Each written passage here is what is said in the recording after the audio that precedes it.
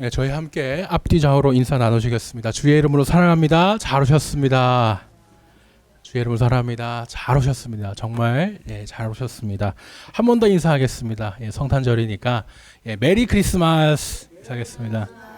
메리 크리스마스. 네, 이렇게 딱 1년에 한 번 저희가 이렇게 또 교회에서 함께 또 연합하여 성탄절날 연합하여 이렇게 예배 드릴 수 있어서 감사합니다.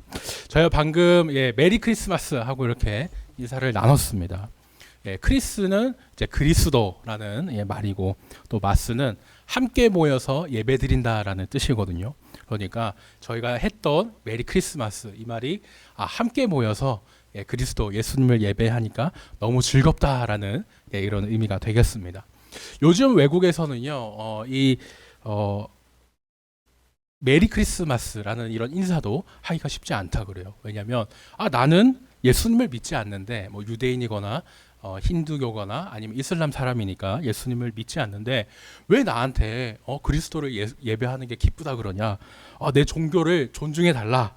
앞으로 메리 크리스마스라고 인사하지 말라. 이렇게 이야기를 합니다. 그러면서 해피 홀리데이라고 즐거운 연휴 되세요. 그냥 이렇게 뭉뚱그려서 이렇게 기도를 하는, 기도가 아니죠. 인사를 하는 그런 식으로 바뀌고 있습니다. 요즘에 참 그런 분위기를 보면서 저도 마음이 참 많이 아픈데요. 그런 상황에 저희는 이렇게 성탄절날 예수님의 탄생을 축하하면서 이렇게 함께 모여 예배드릴 수 있어서 너무나 기쁘고 감사합니다. 바라기는 또 추운 겨울날 저희가 또 따뜻하게 잘 지내셔서 모두가 함께 앞으로도 건강하게 오래오래 함께 예배드릴 수 있기를 축원합니다. 오늘 시간에는요, 전혀 유계획이라는 제목으로 함께 말씀을 들으려고 합니다. 혹시 이 TV 프로그램 중에 전현무계획이라는 이 프로그램 보신 적 있으십니까? 들어는 보셨을 것 같아요. 벌써 시즌 3를 3을 향해서 이제 가고 있던데, 연예인 이제 전현무 씨가 나와가지고요, 아무 계획 없이 정말 무계획으로 발길 닿는 대로 막 이렇게 여행을 다니는 내용입니다. 무계획으로 다니니까 이제 전현무 무계획 합쳐서 이제 전현무계획 이렇게 이제 이름을 지어놨어요. 저도 이제 다 챙겨 보이진 않는데요. 이제 세종 편이 나와가지고 저희가 이제 어쨌든 사는 동네다 보니까 그 편을 한번 챙겨봤습니다. 봤는데 정말 계획 없이 촬영을 하더라고요. 뭐 촬영을 갔는데 뭐 아직 가게 문이 안 열었다. 그러면은 이제 문이 열 때까지 기다리기도 하고, 촬영 직전에 이제 그 허가를 구해야 되지 않습니까? 막 그래서 허가를 구하려고 막 애쓰기도 하는 그런 모습을 봤습니다. 정말 못 받아서 이 방송에 나가지도 못하는 그런 상황도 있었던 것 같은데, 이렇게 늘 계획되고 짜여져 있는 방송을 보다가 이렇게 가끔씩 계획 없이 움직이는 이런 방송을 보면서 많은 사람들이 재밌고 신선하게 이제 느낀 것 같습니다. 그런데 이렇게 계획 없이 해가지고 재밌는 게 있고요, 정말 계획 없이 이렇게 안 해가지고 또 잘못되는 것도 분명히 있습니다. 해외에 갈 때 이 프로그램 안에서도요, 비행기 표를 뭐 구해야 되는데 못 구했다든지, 아니면은 해외에서 숙소 예매를 해야 되는데 못해서 뭐 노숙을 하게 생겼다든지, 그런 또 계획을 하지 못해서 생긴 일도 많더라고요. 우리 삶에도 그렇죠. 정말 이 큰 일에 있어서는 그래도 계획을 잘 세우는 이런 것들이 참 필요하겠다는 생각이 듭니다. 하물며 연예인이 나오는 이런 프로그램도 이러한데, 우리 예수님이 이 땅에 오신 거는 어떨까요? 예수님이 이 땅에 오실 때 어쩌다 보니까 이 세상에 오셨을까? 그렇게 생각하시는 분은 안 계실 것입니다. 당연히 하나님께서 구약 말씀을 통해서 이제 미리 예언해 주시면서 이렇게 하나님의 철저한 계획 속에 오셨죠. 구약의 많은 말씀이 이렇게 예수님에 대해 예언을 해 주시는데요, 오늘 미가 말씀이 특별히 예수님이 어디에서 태어날 것인지 예언해 주신 말씀이었습니다. 이렇게 하나님이 예수님을 보내주신 것, 이게 무계획입니까? 아니죠. 전혀 아니죠.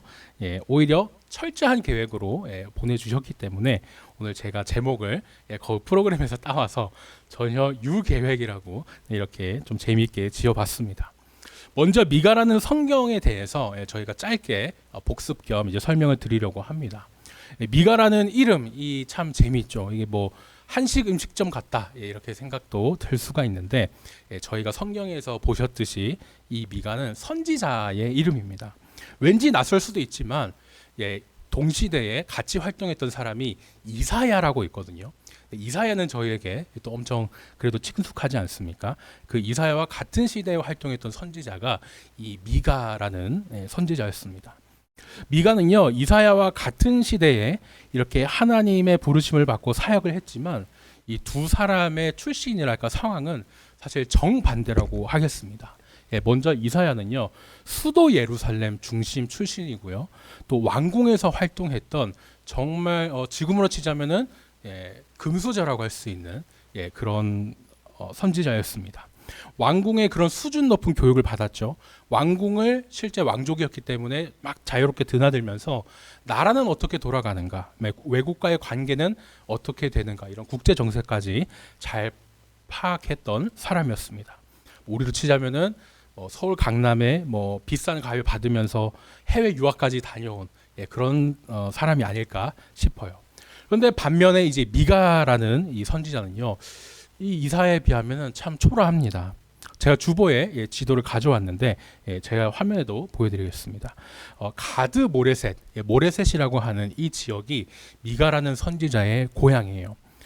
예루살렘 이 수도와 많이 이제 떨어져 있죠. 심지어 블레셋과 맞닿은 국경에 있어서 변방 중에도 변방이라고 하겠습니다. 그러니까 미가는 이사야에 비해서는 정말 작고 보잘것없는 그런 시골 동네 출신의 선지자였던 겁니다. 이사야는 심지어 성경도 66장이나 기록했거든요. 그런데 미가는 겨우 저희가 세보면 아시겠지만 7장에 불과합니다. 당연히 그러니까 저희가 이사야는 들어보고 많이 알아도 미가는 낯선 게 또 당연할 수도 있겠죠. 근데 하나님이 참 놀라우신 게요, 하나님이 이사야 같이 이렇게 세상에서도 잘난 사람을 불러서도 쓰시지만 오늘은 또 미가 같이 누가 봤을 때 정말 시골 촌놈이라고 할 수 있는 그런 사람도 불러서 크게 또 사용을 하십니다. 오히려 하나님께서 미가를 이사야보다 더 크게 사용하신 것 같다라는 이런 생각도 드는데요. 미가는 이사야뿐만 아니라 이제 그 어느 선지자도 하지 못했던 그런 큰 일을 또 해냈기 때문입니다. 뭐냐면 바로 이 남과 북, 이제 남 이스라엘이 한나라였다가 두 나라로 나뉘게 되는데 이제 남유다와 북이스라엘 두 나라에서 활동한 유일한 선지자라는 점이 정말 특별합니다. 구약에 많은 선지자들이 있죠. 저희가 이사야도 그렇고 요나도 그렇고 정말 많은 아모스와 선지자들이 있는데 세상적으로 또 정말 잘나고 멋진 선지자들도 많은데요. 그분들도 모두 다 딱 특정한 한 나라, 그 한 나라에서만 활동을 했습니다. 그 나라에서만 가가지고 이제 회개하라 말씀을 전하고 이렇게 사역을 했는데요. 그런데 미가는 선지자 중에 정말 유일하게 남과 북 대상으로 여러 나라를 향해 말씀을 전했던 유일한 사람이었습니다. 참 이상하죠. 이게 동시대에 예루살렘 왕궁 출신의 그 잘난 이사야가 있는데 오히려 하나님은 그 잘난 이사야를 두고 정말 이 연약하고 작은 시골 출신의 미가를 통해서 더 크게 사용하셔서 두 나라에 모두 복음을 전하게 하는 겁니다. 만약에 제가 미가였다면요, 하나님, 저 말고 이사야라고 있잖아요. 그 이사야라고 더 세상 사람들이 봐도 인정하고 누가 봐도 적격자라고 해서 이길 그런 사람이 있는데 그 사람을 들어다 쓰시죠. 저보다 국제 정세도 많이 알고 많이 배웠고 왕족 중식으로 왕족 출신으로서 백도 있는데 저 말고 이사야를 사용하시라니까요. 이렇게 말했을지도 모르겠습니다. 마치 모세가 그죠? 나 말고 다른 보낼 만한 일을 보내서서 했던 것처럼 그랬을 겁니다. 하지만 하나님은요, 누가 봐도 적격자인 이사야보다 오히려 시골 출신인 작은 그런 미가를 사용하셔서 오늘 이 말씀을 기록하게 하셨어요. 미가가 이제 성경 말씀을 기록할 당시에는요, 이 나라가 아주 엉망이었습니다. 나라가 갈수록 막 망해가고 있었어요. 권력 있고 잘 사는 사람들은 가난한 자를 더 이게 착취하면서 이제 뜯어먹고요. 강제로 또 백성들을 속이면서 세금도 뜯어가면서 이렇게 잘 사는 사람은 더 잘 살아지고 못 사는 사람은 더 가난해지는 그런 일이 일어나고 있었습니다. 이게 돈 있는 사람은 돈을 더 많이 벌게 되고 돈이 없는 사람은 돈 벌 기회조차 못 버는 그런 지금의 상황과도 또 비슷한 면이 어느 정도 있는 것인데요. 이때는 더 심해요. 통치자만 악한 것이 아니고 정말 하나님 말씀대로 살아야 할 그런 제사장, 선지자까지 모두 한통속으로 하나님 앞에 죄를 지으면서 그렇게 악하게 행하고 있었습니다. 이런 상황에 백성들이 이제 하나님께 기도를 하는 거예요. 하나님, 우리에게 저런 나쁜 지도자 말고, 지금 왕이 너무 악하니까 저런 나쁜 지도자 말고 하나님만 바라보면서 나라를 제대로 잘 다스리는 그런 참된 지도자를 주십시오. 이렇게 기도를 해요. 우리 한국 사람이 가장 훌륭한 왕 하면은 누구를 떠올립니까? 예, 그죠. 거의 다 저도 그렇고 세종대왕님을 이렇게 떠올립니다. 유대인들은요, 가장 훌륭한 왕 누구냐 하면은 다윗을 떠올리거든요. 주님, 우리나라에 이런 새로운 다윗이 태어나서 망해가는 나라를 다시 세워지게 해주십시오라고 이렇게 기도를 했습니다. 사람들이 어떻게 세상이 갈수록 이 꼴이 날까? 정말 하나님 뜻대로 나라를 잘 다스릴 그럴 왕이 없을까? 이렇게 생각할 때 하나님이 이제 미가에게 말씀을 주시는 거예요. 이렇게 오늘 장로님이 읽어주신 그 말씀, 미가가 이스라엘을 제대로 다스릴 자가 태어날 것이라고 그렇게 예언을 해주시는 겁니다. 우리 말에는 없지만 원어로 보면은 2절 앞에 그러나라는 말이 있거든요. 그러면서 너라는 말을 좀 강조를 합니다. 그러니까 하나님 앞에서 이제 나라가 막 망하는 상황에 이렇게 말씀하시는 거예요. 아무리 나라가 망할 것 같지만 그러나 상황이 힘들더라도 너 베들레헴 에브라다야, 네가 다른 사람이 보기에는 작고 약해 보이고 그러지만 너 결코 그렇지 않아. 다른 사람도 아니고 바로 너에게서 이스라엘을 다스릴 그런 참된 왕이 나올 거야 라고 이렇게 예언을 주시는 겁니다. 엄청 용기가 나고 힘이 나는 말씀이에요. 저희는 이 베들레헴에서 태어나실 분이 누군지 알고 있죠. 바로 예수님이십니다.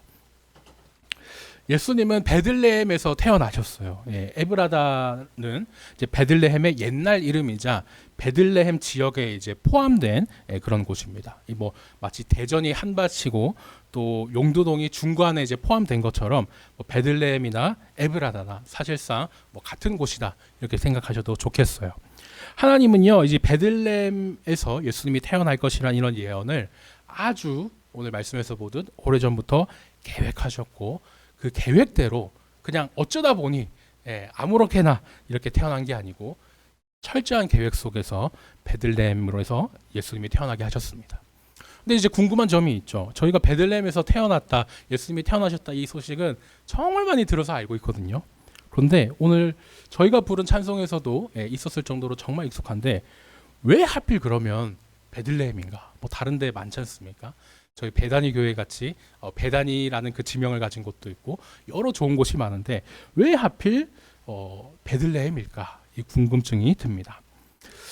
단순히 신약만 보면요, 이렇게 생각할 수 있습니다. 아니 목사님, 그 신약 저희가 읽었을 때 호적 신고하러 예수님이 갔다가 예수님이 뱃속에 있을 때 요셉과 마리아가 이제 예루살렘에 호적 등록하러 갔다가 거기 사람 너무 많으니까 예루살렘에 못 머물고 밀려나서 그렇게 베들레헴 온 거 아닙니까?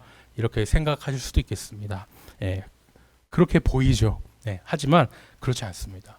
어떻게 보면은 그렇게 베들레헴까지 떠밀려 온 것도 이 하나님의 계획인 겁니다. 하나님의 계획 속에는요, 이 예수님이 반드시 예루살렘이 아니라 이 시골 동네 베들레헴에서 태어나셔야만 했습니다.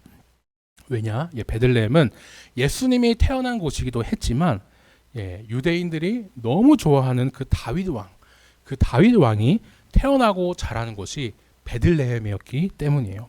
그러니까 하나님은 크고 화려한 예루살렘이 아니라 낮고 겸손한 베들레헴에 이제 예수님을 보내주셨고, 당시 이제 나라가 망하기 일보 직전이니까 하나님께서 이제 내가 뿌리부터 뜯어 고쳐야겠어.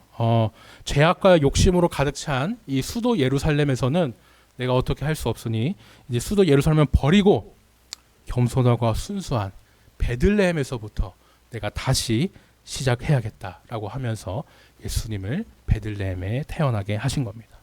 그렇게 이제 예수님께서요, 화려한 예루살렘의 왕궁에서 태어나신 것도 아니고 당시에 막 금으로 도금해서 번쩍번쩍했던 그 헤롯 성전, 최신식의 그런 건물 헤롯 성전에서 태어나신 것도 아닙니다. 그저 아무도 모를 그 시골 마을, 그죠? 그 초라한 짐승의 거처에서 예수님이 태어나셨고 여물통에 놓이셨습니다. 실제 이거는 그림이 제가 설명을 위해 그림을 달고 왔지만 실제로는 돌로 된 그런 차가운 구물통이라고 고고학자들이 이야기를 합니다. 하나님의 어린 양이 이제 어린 양 짐승의 집에 태어나시고 또 생명의 양식으로서 이 짐승의 밥그릇에 놓인 것이지요. 베들레헴이라는 지역은요, 우리로 치자면은 뉴욕이나 서울, 강남 이런 데가 아니죠. 읍면 같은 그런 참 작은 시골 동네입니다.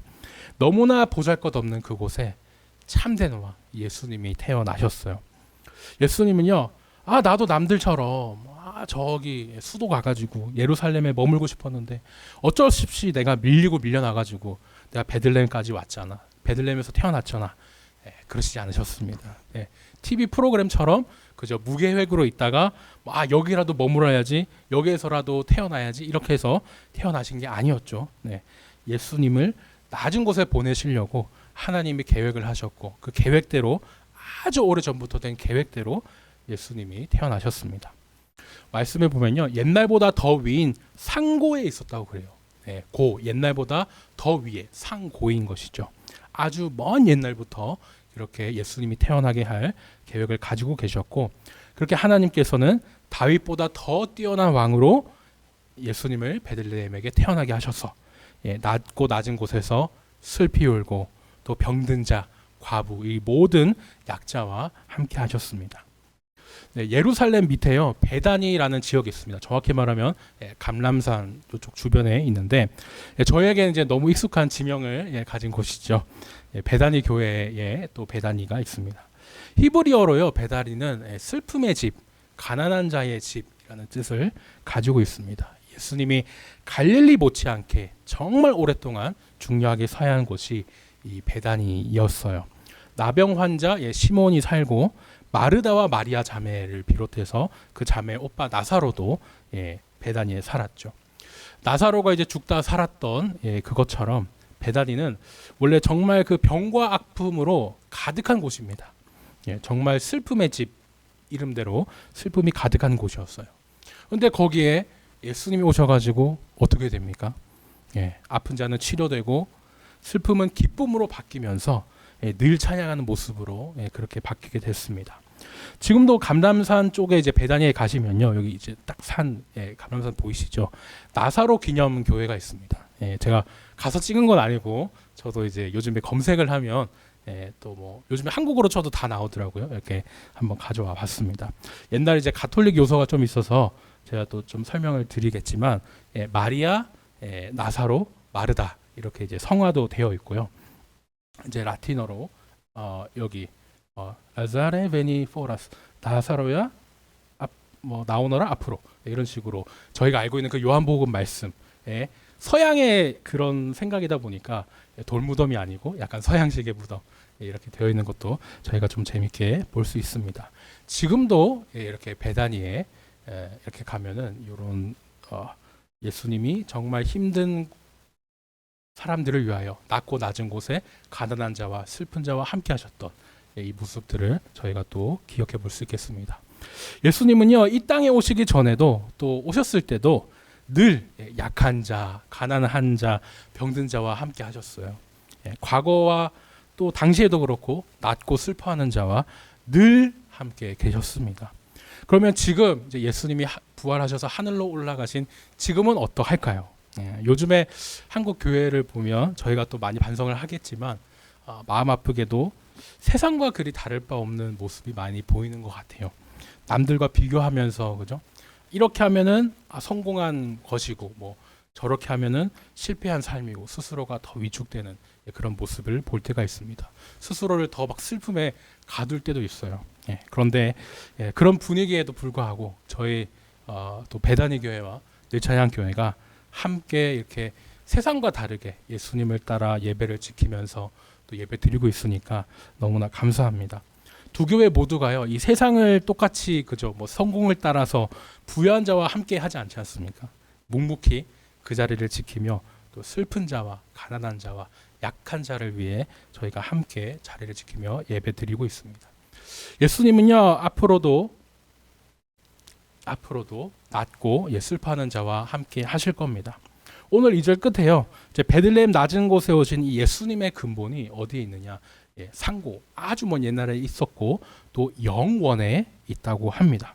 네, 앞으로 끝없이 펼쳐질 미래에도 과거 현재도 있었지만 앞으로 끝없이 펼쳐질 미래에도 함께 계신 거예요. 그러니까 예수님은 과거, 현재, 미래에 항상 늘 이 높고 화려한 곳 아니요. 예, 낮은 베들레헴과 또 슬픔이 가득한 베다니 같은 곳에 또 약한 자와 슬픈 자가 있는 곳에 함께 하십니다. 그렇게 슬픔을 기쁨으로 바꿔 주셔서 또 늘 찬양하게 해 주시죠. 예수님이 이렇게 이제 낮은 곳에 태어나신다는 예언을 하기에 이제 보면요, 이 미가만한 선지자가 또 없습니다. 예. 세상이 보기에는요 그럴 거예요. 야, 아무리 그래도 그 위대하신 예수님에 대한 탄생을 하는 거면 이 예루살렘 왕궁 출신인 이사야쯤 되어야 예언하는 거 아니야? 예, 이렇게 생각하면서 위치와 뭐 규모 이런 걸 가지고 미가를 무시하거나 폄하할 겁니다. 하지만요, 세상은 그럴지라도 하나님의 눈은 달랐어요. 이사야가 보라 처녀가 잉태하여 아들을 낳을 것이요, 이사야 7장 말씀에 그 탄생의 방법을 예언했다면 미가만 할 수 있는 그런 귀한 사역으로 베들레헴 에브라다야 그 장소를 더 상세하게 콕 집어서 예언을 합니다. 하나님 앞에 뭐 큰 선지자, 작은 선지자 이런 게 없는 거예요. 모두 같은 선지자로서 그 각자의 역할을 맡아 그 각자가 귀하게 쓰임을 받게 됩니다. 오늘 그리고 보면은 더 놀랍게 쓰임 받은 말씀도 들었죠. 비록 세상이 보기에는 작은 시골 마을 출신이었고 이사야 66장에 비해 겨우 작아 보이는 그 7장의 성령을 남긴 조촐해 보이는 그런 선지자였지만 하나님은 오히려 겸손하고 예수님의 마음을 이해하고 이렇게 낮은 자리에 있는 그런 사람을 사용하셨습니다. 이사야도 못한 사역을 그래서 미가에게 주셔가지고 남북 모두의 말씀을 전하게 하셨고 예수님의 탄생 장소를 더 상세하게 예언하는 데 쓰셨죠. 그리고 이제 하나님께서 그 예언에 따라서 완전하신 계획으로 예수님을 낮은 이 땅에 보내주셔서 낮은 우리와 또 함께 하도록 해주셨습니다.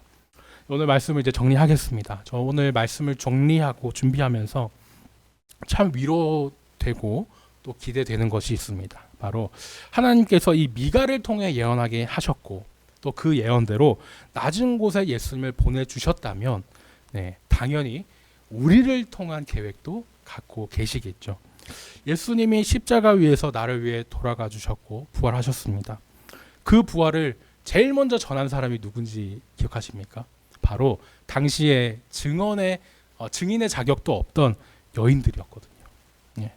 막 옆에 막 베드로 같이 예수님 옆에 달라붙어 가지고 예수님 죽으면 나도 따라 죽겠다 하고 그런 제자가 아니라 정말 조용히 묵묵히 당시에 무시받고 증인으로 인정도 받지 못하는 그런 여인을 통해서 오히려 하나님은 그 예수님의 부활을 전하게 하셨습니다. 교회는요, 이 역사를 보면 늘 잘난 사람이 아니라 작은 사람, 연약한 사람을 통해 세워졌고요. 복음 또한 내가 죄인임을 이미 알아가지고 낮고 겸손한 그런 사람들을 통해 전해졌습니다. 하나님께서 세상을 창조하시고 사람을 창조하시고 내가 사람을 창조는 했지만 이제 더 이상 관리를 못하겠어. 얘네들이 너무 죄를 지으니까 내가 더 이상 안 되겠네 하면서 그때 어떻게 사람을 구원하려고 예수님을 보내신 것? 그거 아니죠. 예수님을 통해서 우리를 계획하시려는 계획은 태초부터 갖고 계셨고 또 예루살렘에 머물 곳이 없어서 예수님이 베들레헴으로 쫓겨난 것도 아니셨습니다. 전혀 아니었죠. 오히려 철저한 계획 속에서 그렇게 낮은 곳에 예수님이 태어나셔야만 했기 때문에 하나님은 철저한 계획 속에서 예수님을 베들레헴에 또 베다니에 또 여러 슬픔이 있는 가득한 곳에 보내주셨습니다. 아주 먼 과거부터요, 지금도 또 앞으로도 영원히 낮은 우리와 함께 해주시려는 계획을 하나님은 갖고 계세요. 우리는 세상의 기준이 아니죠. 하나님의 기준으로 봐야 됩니다. 하나님 보시기에는요, 우리만큼 또 복음을 전할 또 예배를 지킬 그런 사람이 또 없겠습니다.